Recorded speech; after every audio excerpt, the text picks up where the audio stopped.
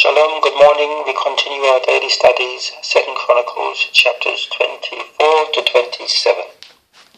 I shall read most of the verses to give you the idea of what is going on, but it is in your interest to read or listen to all the verses. Reading from 24 verse 1, Joash repairs the temple.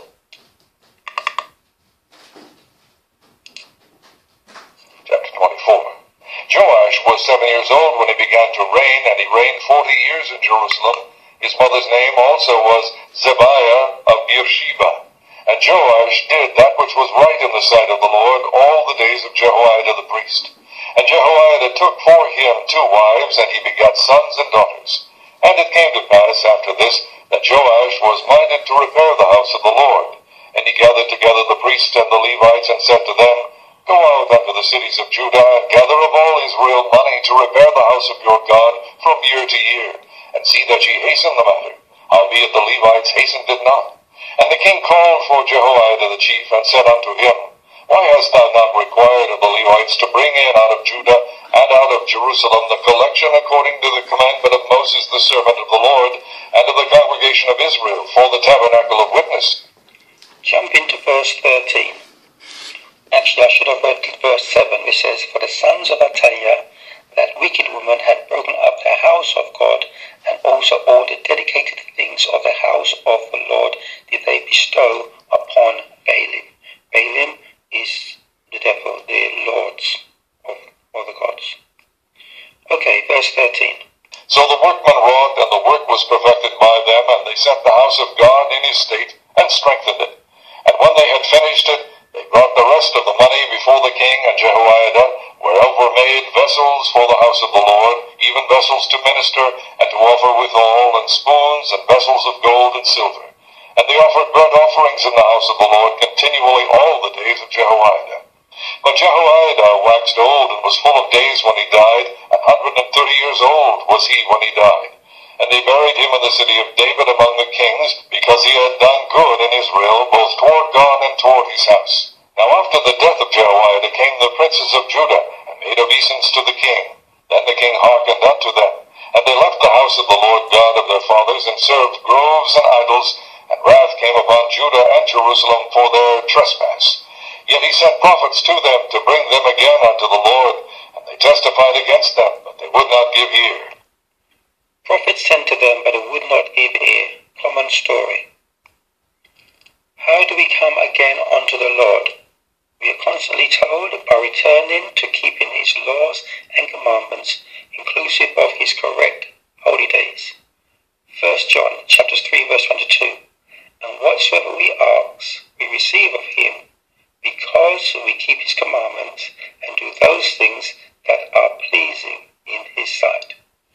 Continuing from verse 20, Joash's treachery. Came upon Zechariah the son of Jehoiada the priest, which stood above the people, and said unto them, Thus saith God, Why transgress ye the commandments of the Lord, that ye cannot prosper? Because ye have forsaken the Lord, he hath also forsaken you. And jump into verse 23 and 24. And it came to pass at the end of the year that the host of Syria came up against him, and they came to Judah and Jerusalem, and destroyed all the princes of the people from among the people, and sent all the spoil of them unto the king of Damascus. For the army of the Syrians came with a small company of men, and the Lord delivered a very great host into their hand, because they had forsaken the Lord God of their fathers. Because they had forsaken the Lord God of their fathers. So they executed judgment against Joash. So here we see the opposite. Whereas Gideon had a small number of men, I think 30, and conquered a large army, here we have a small company coming against Joash, and God delivered a lot of them into the enemy's hands. So we see the constant pattern. God is a being of his word. He is with us and you, and gives his blessings for obedience, and leaves you to the consequences of disobedience. Chapter 25, Amaziah reigns in Judah. Reading from verse 1. Chapter 25. Amaziah was 25 years old when he began to reign, and he reigned 29 years in Jerusalem, and his mother's name was Jehoadan of Jerusalem. And he did that which was right in the sight of the Lord, but not with a perfect heart. Now it came to pass, when the kingdom was established to him, that he slew his servants that had killed the king his father. But he slew not their children, but did as it is written in the law of the book of Moses, where the Lord commanded, saying, The fathers shall not die for the children, neither shall the children die for the fathers, but every man shall die for his own sin. Verse 9. And Amaziah said to the man of God, But what shall we do for the 100 talents which I have given to the army of Israel? And the man of God answered, The Lord is able to give thee much more than this. Then Amaziah separated them, to wit the army that was come to him out of Ephraim, to go home again. Wherefore their anger was greatly kindled against Judah, and they returned home in great anger. And Verse 14. Spoil. Now it came to pass after that Amaziah was come from the slaughter of the Edomites, that he brought the gods of the children of Seir, and set them up to be his gods, and bowed down himself before them, and burned incense unto them. Wherefore the anger of the Lord was kindled against Amaziah, and he sent unto him a prophet, which said unto him, Why hast thou sought after the gods of the people, which could not deliver their own out of thine hand?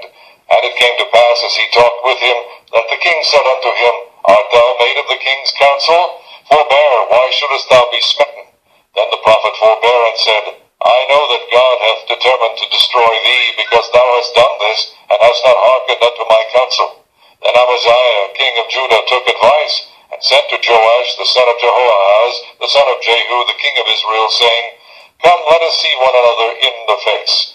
And Joash, king of Israel, sent to Amaziah, king of Judah, saying, The thistle that was in Lebanon sent to the cedar that was in Lebanon, saying, Give thy daughter to my son to wife. And there passed by a wild beast that was in Lebanon, and trode down the thistle.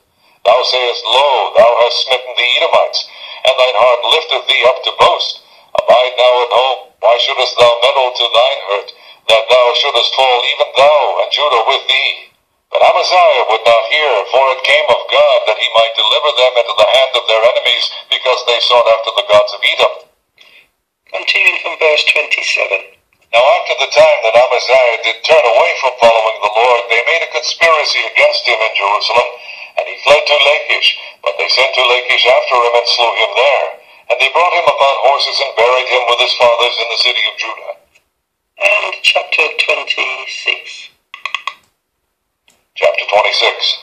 Then all the people of Judah took Uzziah, who was 16 years old, and made him king in the room of his father Amaziah. He built Aloth, and restored it to Judah. After that the king slept with his fathers. 16 years old was Uzziah when he began to reign, and he reigned 52 years in Jerusalem.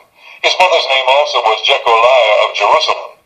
And he did that which was right in the sight of the Lord, according to all that his father Amaziah did.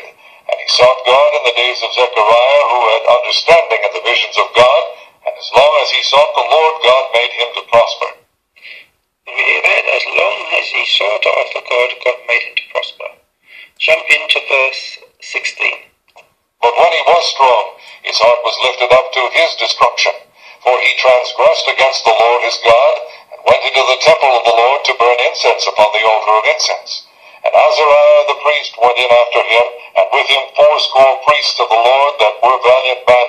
And they withstood Uzziah the king, and said unto him, It appertaineth not unto thee, Uzziah, to burn incense unto the Lord, but to the priests, the son of Aaron, that are consecrated to burn incense. Go out of the sanctuary, for thou hast trespassed, neither shall it be for thine honor from the Lord God. Then Uzziah was wroth, and had a censer in his hand to burn incense. And while he was wroth with the priests, the leprosy even rose up in his forehead, all the priests in the house of the Lord, from beside the incense altar. And Azariah the chief priest and all the priests looked upon him, and behold, he was leprous in his forehead, and they thrust him out from thence. Yea, himself hasted also to grow out, because the Lord had smitten him. And Uzziah the king was a leper unto the day of his death, and dwelt in a several house, being a leper, for he was cut off from the house of the Lord. And Jotham his son was over the king's house, judging the people of the land.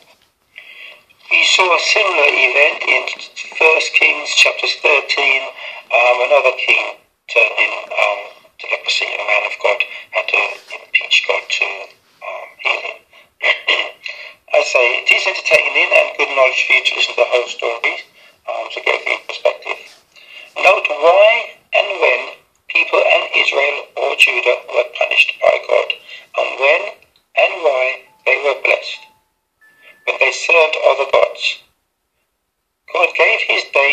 times of worship. Each God has their days and times. Changing days is changing your God. An exception the devil hides from us through ignorance. A person's name, date of their birth, anniversary, etc. identifies them and separates them from another person. The same it is with gods.